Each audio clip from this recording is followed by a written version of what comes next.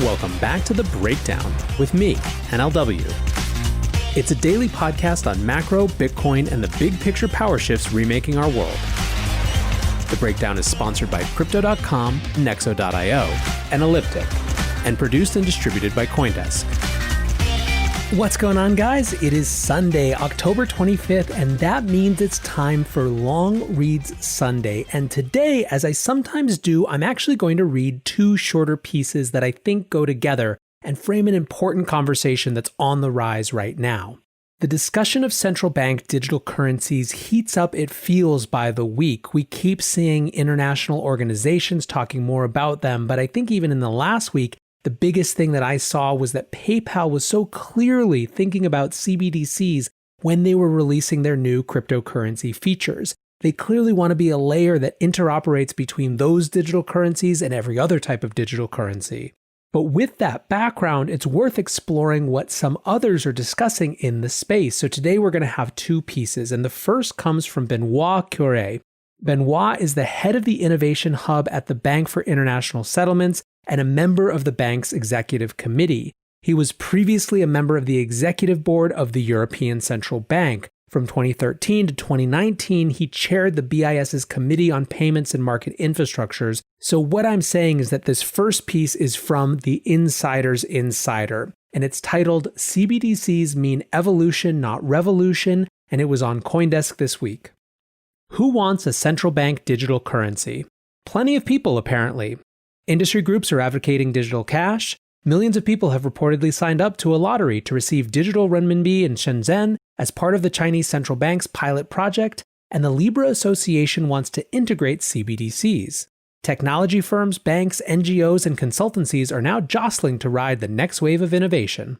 Earlier this year, 80% of the world's central banks had already started to conceptualize and research the potential for CBDCs.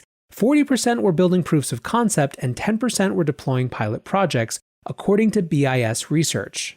Central bankers believe digital cash could be a useful addition to their toolbox, combining the safety of central bank money with electronic convenience. Safe electronic money is hardly revolutionary. For most people in advanced economies, good banking services with deposit insurance are freely available. Nonetheless, concerns have been raised that a super safe, super convenient new kind of money could crowd out bank deposits and starve an economy of credit in normal times, while nascent insecurities could snowball into faster than ever bank runs thanks to how easy it could be to move savings into digital cash. For a start, a CBDC would ensure that as our economies go digital, the general public would retain access to the safest form of money, held as a claim on a central bank which can never go bust. And this will be in a form they could use freely in their daily lives.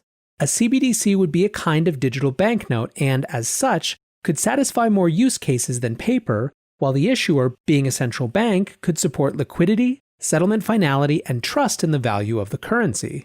As a result, it could promote payment diversity, help make cross-border payments faster and cheaper, foster financial inclusion, and even facilitate fiscal transfers in times of crisis, such as the current COVID-19 pandemic. Balancing these opportunities and risks is a significant practical and technical challenge. A recent report from the Bank for International Settlements and the central banks of Canada, the Euro area, Japan, Sweden, Switzerland, the United Kingdom, and the United States sets out the principles and offers a guide to navigating these uncharted waters.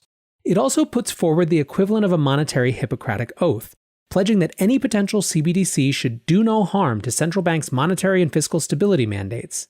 In fact, it goes one step further, stating that a CBDC should complement, not replace, cash and safe private money in a new monetary ecosystem that nurtures innovation and private competition. CBDCs are more than just another way to pay. They could be the evolutionary foundation for a new, publicly accessible platform to encourage diverse ecosystems of banks and fintechs, avoiding the winner-takes-all networks we have seen emerging in our daily digital lives, and making sure innovation benefits the many, not just a few. The exact design will vary by jurisdiction, as well as the extent to which a CBDC will seek to be a neutral means of payment or a new way to do monetary policy. Answers will vary by central bank, as will many other design choices, and will likely involve extensive consultations with the private sector and the public at large. But if a CBDC is a matter of national taste, why and how should central banks work together across borders? That's where the Bank for International Settlements and its Innovation Hub come in. The BIS is owned by and run for more than 60 central banks around the world. We started out in 1930, but we focus on the future. We are serious about exploring CBDCs because central banks realize that this provides an essential opportunity to pool knowledge and resources, as well as build systems that complement each other and help make many cross-border payments faster, more transparent, and cheaper.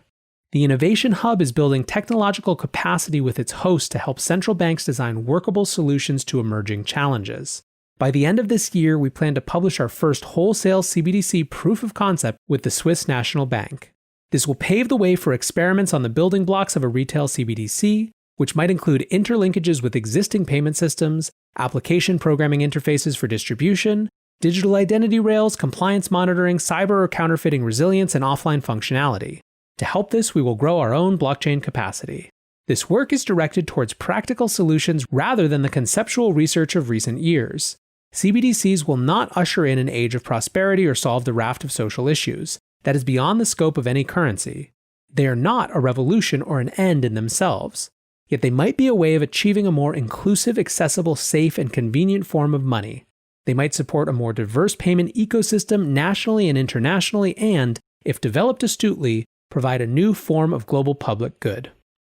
So the really notable thing here is that the Bank for International Settlements has clearly deployed Benoit to hone the narrative of CBDCs, and there's two parts. One, they're definitely trying to own this narrative. This is a new uptick in the narrative war, I would say, and they're trying to have their framing, evolution not revolution, be the one that people know.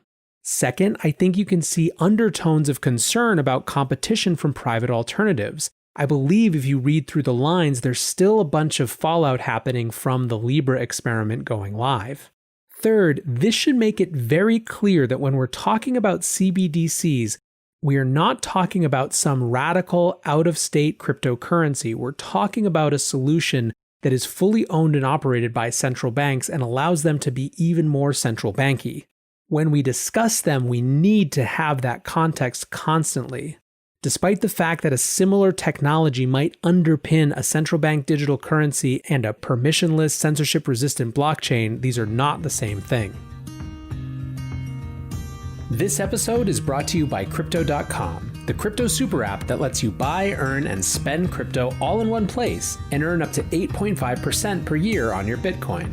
Download the Crypto.com app now to see the interest rates you could be earning on BTC and more than 20 other coins.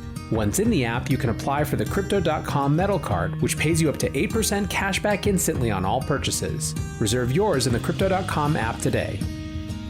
In this crisis, many investors aim to keep and grow their digital assets. Others seek to maximize the yield on their cash. Nexo allows you to achieve exactly these two goals. The company offers instant crypto credit lines against all major cryptocurrencies, with interest rates starting from only 5.9% APR. Nexo also lets you earn up to 10% annually on your fiat and digital assets. What's more, interest is paid out daily, and you can add or withdraw funds at any time. Get started at nexo.io. Introducing Elliptic, the preferred crypto compliance partner for businesses who want to grow with confidence. The busiest compliance teams rely on Elliptic's rigorous blockchain monitoring solutions to scale up and save money. Protect your customers. Manage your risk. Scale your business. Visit elliptic.co/CoinDesk to talk to a crypto compliance expert today. That's elliptic.co/CoinDesk.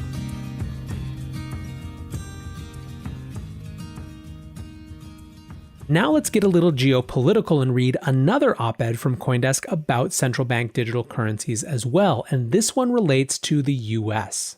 This one is by JP Schnapper-Casteras and Misha Guttentag, and is simply called "The US Risks Getting Left Behind on CBDCs." This week, as world leaders gather virtually for DC FinTech Week in Washington, D.C., a key focus will be on central banks issuing their own digital currencies. A pivotal player here is the United States, which faces an increasingly urgent decision: whether to take serious steps towards issuing a CBDC as the Bank of China and others have begun. The sooner it decides, the better. Many countries are addressing this issue seriously and quickly, as surveyed by tracking projects at the Atlantic Council and elsewhere. Pilot programs are ongoing in multiple nations, most notably China, which recently ran a trial with 50,000 residents of Shenzhen, reigniting concerns about its rapid progress and geostrategic implications. By contrast, the US remains comparatively cautious and quiet, On CBDCs, Federal Reserve Chairman Jerome Powell said this week that it is more important for the US to get it right than to be first.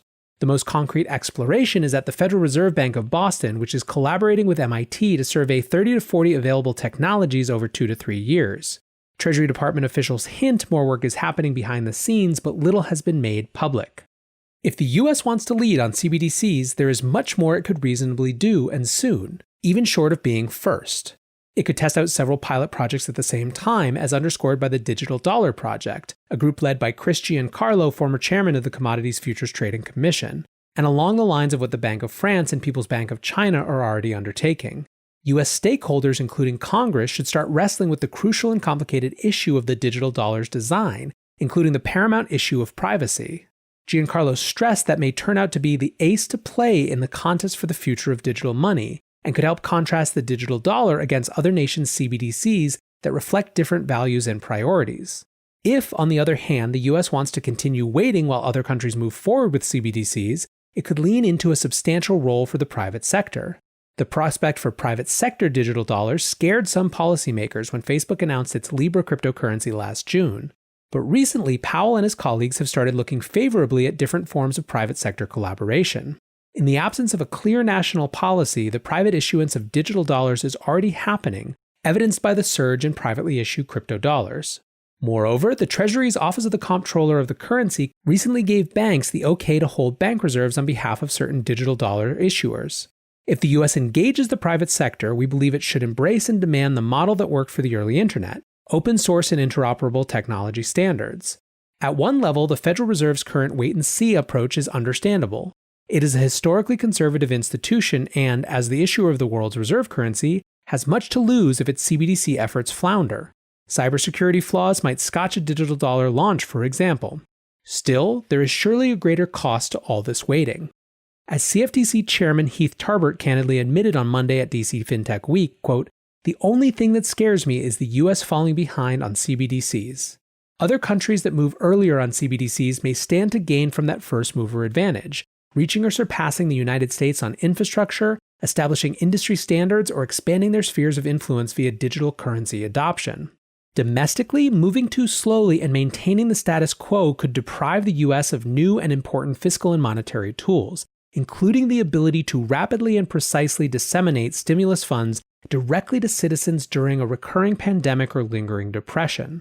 In the worst case, the US would muddle along the next few years with the worst of both worlds: neither material progress on national financial infrastructure, nor enhanced regulatory clarity or open standards for private providers. The United States faces a pressing decision on whether to join other countries and start working openly and urgently on a digital currency that would complement paper cash. As tough as the decision may be, what could be even worse is waiting and getting left behind. So just a quick follow-up on this one. I think it's a reasonable thing to ask, especially when you're seeing so much content from people like me and others around central bank digital currencies. Why should we care? And I've got a couple answers. The first is, I do think that this geostrategic consideration is real. The people who argue it isn't mostly say things that implicitly argue that convenience won't immediately trump all the reasons that people prefer to transact in USD over something like the Chinese RMB, but I don't want to overstate that case or overestimate that case. No, a CBDC will not address many of the reasons why people find transacting in other currencies less trustworthy. However, convenience and speed matter in a world of finance. To the extent that the US views its reserve currency status as a key geostrategic asset, it has to take this seriously. I think a bigger thing, at least for me personally, however, is that I believe that these central bank currencies are absolutely inevitable. I think that they give central banks too many powers, and we're in a moment where central banks are getting more, not less power. I think the shape of CBDCs then has dramatic implications for the economy and for individuals who use them. How they're designed has a huge impact on the rest of the banking sector, and to what extent that these currencies will actually undermine the way that the economy is run and the way that the credit system is run by having people opt out of the normal commercial banking system and opt to keep all their money just with the new central banking system. But I also think, and obviously if you've listened to me, you know this is even more significant for me, these could be the most powerful surveillance tools that banks and governments have ever invented. When you listen to Chris Giancarlo in his argument for why the US should be the leader in digital currencies, it is almost entirely about the fact that there is a constitutional mandate against unlawful breaches of privacy. In his estimation, this means that by default, a US digital dollar would be more private and more outside the purview of the government than something, for example, of China, which doesn't have any such mandate. Now, I think there's good reason to be, let's say, skeptical about how much the US information establishment could actually keep its hands off of that honeypot of data. However, I do think that as citizens of this country, trying to have a stake in the conversation about how these things are designed and how much they protect private transactions and consumer privacy in general really matters. Being engaged now is a chance, the best chance we have, I think, to shape CBDCs in a way that would be better than just letting them be designed by bureaucrats and by people who actively want that information and want less privacy in our monetary system. So if it seems like I'm talking about them a lot, that's why. Anyways, guys, I hope you enjoyed this reads today, and until tomorrow, be safe and take care of each other. Peace.